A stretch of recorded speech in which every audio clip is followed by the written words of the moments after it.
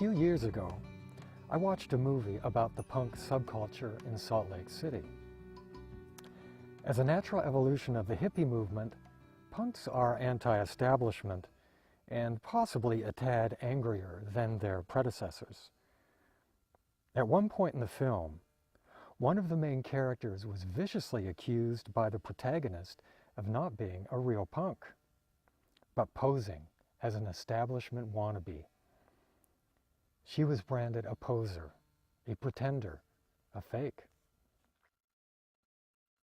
This word stuck in my mind, even though it came from an admittedly superficial source. The word rang true for our superficial human culture. We humans love to pose. Our media worships posers. Models pose to be admired. Actors pose as other characters. High-profile executives pose to motivate workers and to increase profit margins. Politicians pose to get elected. Preachers pose to sell their belief systems. Even deeper than this, we are all posers in our imaginations. Instead of nurturing the concepts of our own unique profundity, we mentally pose as overworked copies of everyone else's ideas. We strive to emulate other posers who have wasted their lives posing as someone else. With every social engagement, we make over our true instinct and pose as an imaginary ideal, hoping no one will see through the facade. Humans have perfected the art of posing. With every thought, we pose with anguish in our past or pose into the future with hopeful expectation, intending to pose as something better than what we think we presently are. As intellectually obese mammals, we pose our minds in personally unattainable ideals, creating a life happy only with becoming, missing the profundity of presently being. As imaginary posers, we live in the domain of ideals, submerged in ideas. We continually pose as our ideals and ideas because we haven't learned to love our naked sensitivity exposed by not posing. We humans are obsessed with ideals. We emulate ideals of personal presentation and grooming. We cleave to religious ideals, scientific ideals, cultural ideals, and political ideals. Instead of resting in our natural environments, basically at ease with our top of the food chain status, we neurotically thirst for more and more and more in our idealistic seeking. And we rarely let go long enough to genuinely peek through the smoke and mirrors of our idealistic subterfuge.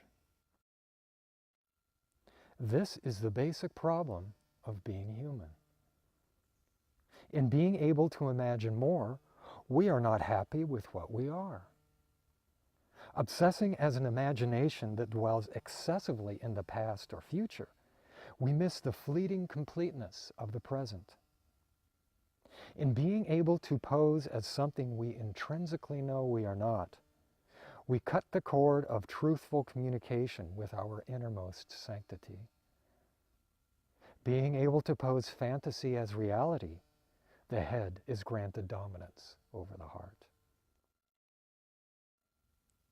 In directing our personal and collective lives with misguided ideals, we pursue ideals not necessarily in tune with our best interests.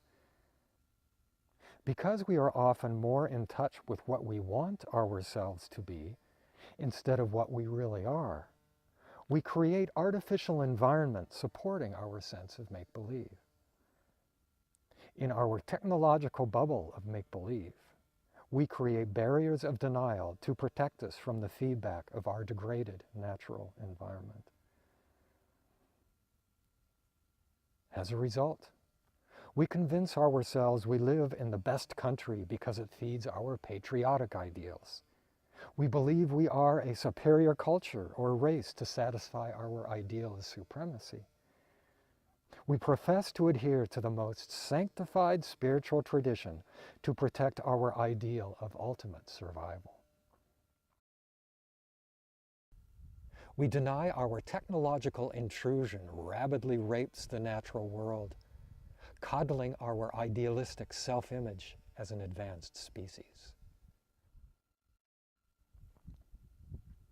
In recognition of this peculiarly human affliction, anthropologists label this harmful obsession with ideals ideological pathology. Other animals also pose. Chameleons change color to elude predators. Cuttlefish instantly emulate any sea floor surrounding, both in texture and color, posing as whatever suits their present circumstance.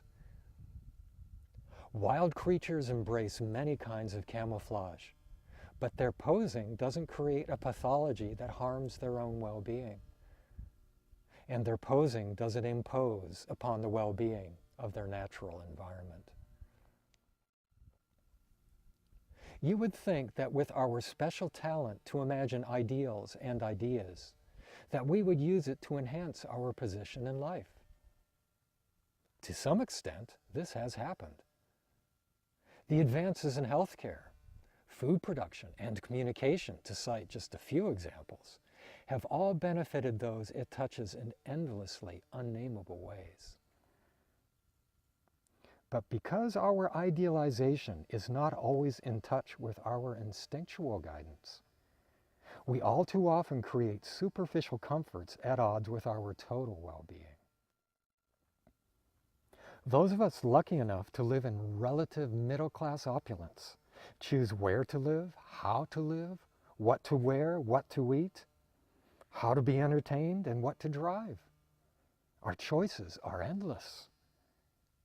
If any of this is altered in any slight way, we often pout or get depressed.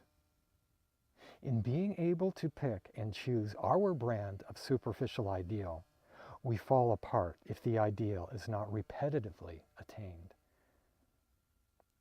In idealizing the imaginary comforts of our mind, we are driving ourselves crazy with comfort. And superficial comfort quite often has little to do with the depth of cooperatively connected, transcendent instinct.